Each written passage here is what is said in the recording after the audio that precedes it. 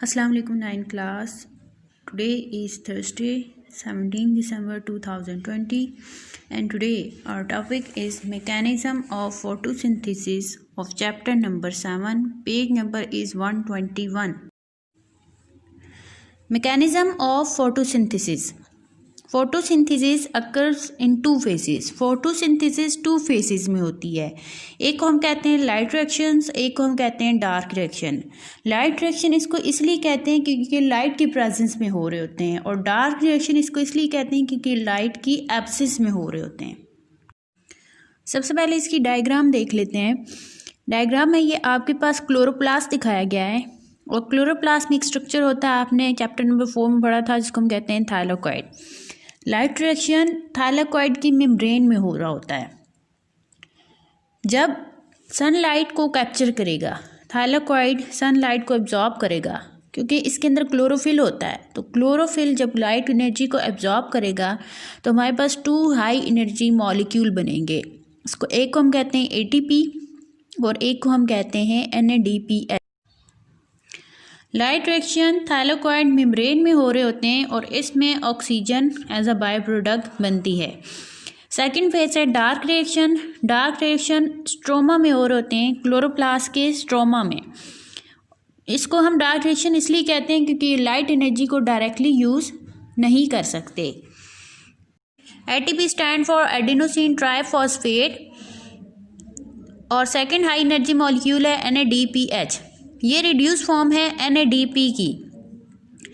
ये अब कैसे बनता है कि हमारे पास एक कोएंजाइम होता है, उसको हम कहते हैं NAD nicotinamide adenine dinucleotide. Some time ऐसा होता है कि NAD में फॉस्फेट ग्रुप ऐड हो जाता है, इसको हम जो बन जाता है NADP।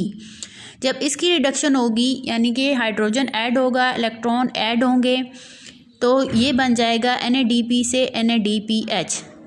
ये था हमारा फर्स्ट फेज यानी कि लाइट रिएक्शन। यहाँ से अगर हम पढ़ें तो during first phase light energy is captured and is used to make high energy molecules ATP and NADPH।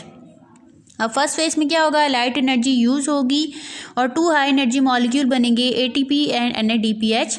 These reactions, which are known as light reactions, take place on the thylakoid membranes of chloroplast। क्योंकि dark reaction light energy को directly use नहीं कर सकते, तो इसलिए ये light reaction के product को यूज़ करेंगे एज अ रिएक्टेंट। ATP और NADPH को यूज़ करेंगे और एज अ रिजल्ट बनेगा NADP एंड ADP। यहाँ से अगर हम देखें तो during second phase carbon dioxide is reduce to make glucose. In this phase, energy from high energy molecule ATP and NADPH is utilized। अब इसमें क्या होता है कि कार्बन डाइऑक्साइड रिड्यूस होगी और उससे बनेगा हमारे पास एक ग्लूकोज का मॉलिक्यूल। अब इस फेज में ये क्या करेंगे, हाई एनर्जी मॉलिक्यूल ATP और NADPH को यूटिलाइज करेंगे। Since this reaction do not use light directly, they are known as dark reactions. The dark reactions take place in the stroma of chloroplast. अब ये reaction कहाँ होता है, chloroplast के stroma में।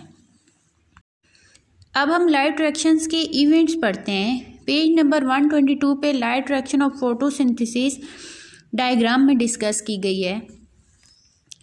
सबसे पहले ये है कि जब क्लोरोफिल मॉलिक्यूल लाइट एनर्जी को एब्जॉर्ब करता है, जब वो लाइट एनर्जी को एब्जॉर्ब करेगा तो 2 इलेक्ट्रॉन लॉस होंगे। वो 2 इलेक्ट्रॉन ट्रांसपोर्ट चेन में ट्रांसफ़र हो जाएंगे ATP बनाने के लिए। अब इसके अपने 2 इलेक्ट्रॉन को कौन फुलफिल करेगा, लाइट एनर्जी वाटर मॉलिक्यूल को भी ब्रेक डाउन करती है। जब लाइट एनर्जी वाटर मॉलिक्यूल को ब्रेक डाउन करती है, उसको हम कहते हैं photolysis. Photo mean light and lysis mean break down. Water molecule जब ब्रेक डाउन होगा तो ऑक्सीजन रिलीज हो जाएगी और 2 हाइड्रोजन एटम बनते हैं। वो 2 हाइड्रोजन एटम अपने 2 इलेक्ट्रॉन क्लोरोफिल मॉलिक्यूल को दे देंगे और हाइड्रोजन एटम हाइड्रोजन आयन में कन्वर्ट हो जाएंगे। अब वो 2 इलेक्ट्रॉन ट्रांसपोर्ट चेन में ट्रांसफ़र हो गए थे जो क्लोरोफिल मॉलिक्यूल के थे। हमारे पास एक हाई एनर्जी मॉलिक्यूल बन गया ATP।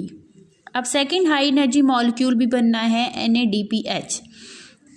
एक और क्लोरोफिल मॉलिक्यूल है जब वो लाइट एनर्जी एब्जॉर्ब करता है तो उसके भी अपने 2 इलेक्ट्रॉन लॉस हो जाते हैं।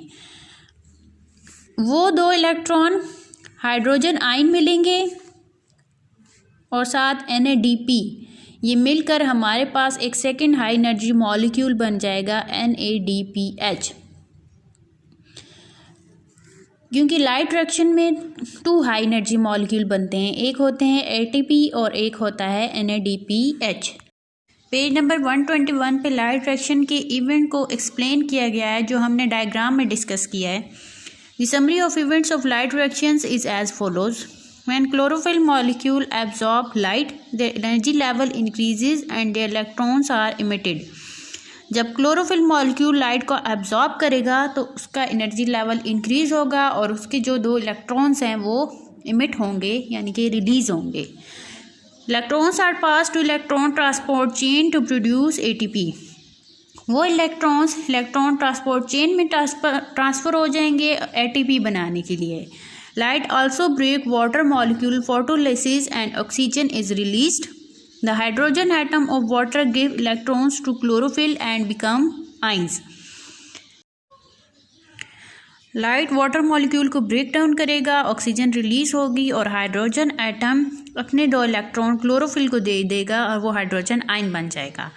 The electrons of chlorophyll after production of ATP and hydrogen ions of water are used for the reduction of NADP into NADPH। अब ये क्या है कि वो इलेक्ट्रॉन तो क्लोरोफिल को मॉलिक्यूल को दे दिए थे और ATP बन गई थी। ATP बन गया, अब हाइड्रोजन आयन किस जो वाटर के बने थे वो किस लिए यूज़ होंगे? NADP को रिड्यूस करने के लिए, NADPH बनाने के लिए। यहाँ पर आपके पास बताया गया है The whole series of light reaction is called Z scheme due to its Z-shaped flow chart। अब इस होल सीरीज़ को हम Z scheme क्यों कहते हैं? क्योंकि ये Z शेप, इसका जो फ्लो चार्ट है, अब इसकी जो डायग्राम है वो Z शेप है, इस वजह से इसको Z scheme भी कहा जाता है। क्वेश्चन आ सकता है discuss events of light reaction, तो उसमें आपने इवेंट्स को डिस्कस करना है with diagram on page number 122। इसके अलावा आपके पास ये शॉर्ट क्वेश्चन भी आ सकते हैं लाइट रिएक्शन और डार्क रिएक्शन के, तो ये आपने विद डायग्राम एक्सप्लेन करने हैं। स्टूडेंट, ये था आज का हमारा लेसन। इसकी आपने असाइनमेंट भी बनानी है और याद भी करना है और आपकी असाइनमेंट्स चेक भी की जाएंगी। इसके अलावा हज़ाली model paper 9 biology chapter number 1 page number 10 and 11 के शॉर्ट क्वेश्चन 9 to 15 आपने रिवाइज़ करने हैं और उम्मीद है कि आपको जो अब तक लेसन करवाया गया है वो आपने बुक से भी याद किया होगा और हज़ाली मॉडल पेपर से भी जो रिवीजन करवाई जा चुकी है वो आपने तैयार कर ली होगी।